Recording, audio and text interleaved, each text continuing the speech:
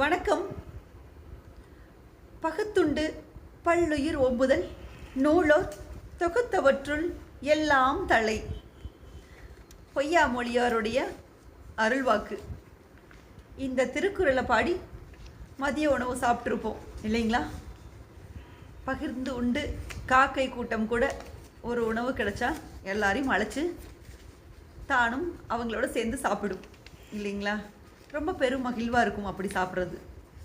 சரி, வேளா வேலைக்கு எல்லாருக்கும் அது கிடைச்சிருதா? ஒவ்வொருடைய வாழ்க்கை முறைகளும் பார்த்திங்கன்னா வித்தியாசப்படும் இல்லைங்களா? இந்த ஒரு வேளை உணவு கூட இல்லாமல் எவ்வளவோ பேர் இருக்காங்க. உடல் ஆரோக்கியத்தோட கை கால்கள் நல்லா இருக்கக்கூடிய நம்மளே எவ்வளோ சிரமப்படுறோம். இந்த ஒரு ஜான் வயிற்றுக்கு தானே இவ்வளோ பாடும். எல்லாருக்கும் அது கிடைச்சிருதா நேரத்துக்கு அப்படின்னு பார்த்தா இல்லை.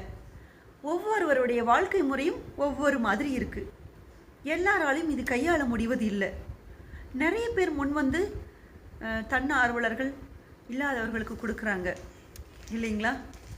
பாரதியார் சொன்னது போல் தனி மனிதனுக்கு உணவு இல்லை எனில் ஜெகத்தினை அழித்திடுவோம் அப்படின்னு கோபக்கணலோடு அவர் சொன்னார்.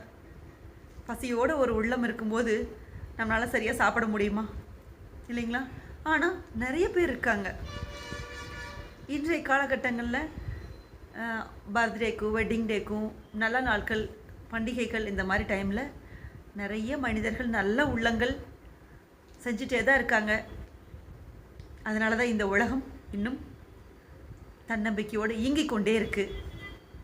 இல்லாதவருக்கு கொடுப்போம், கொடுக்கணும் தான். பேச்சையிடுவது கூட பாத்திரம் அறிஞ்சு பேச்சையிடுன்னு சொல்லுவாங்க. அதுவே அவங்கள வந்து சோம்பேறி ஆக்கிறதுக்கு உதாரணமாக இருந்துடக்கூடாது.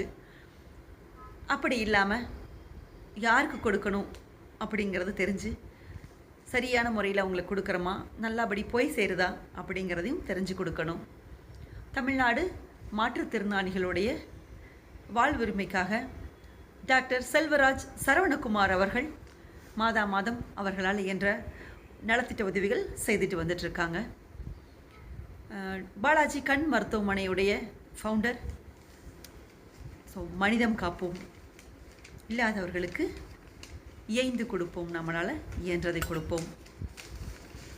நீங்களும் இந்த போல் உங்கள் அருகில் இருக்கக்கூடிய இல்லாதவர்களுக்கு கொடுத்து உதவுங்க. நன்றி.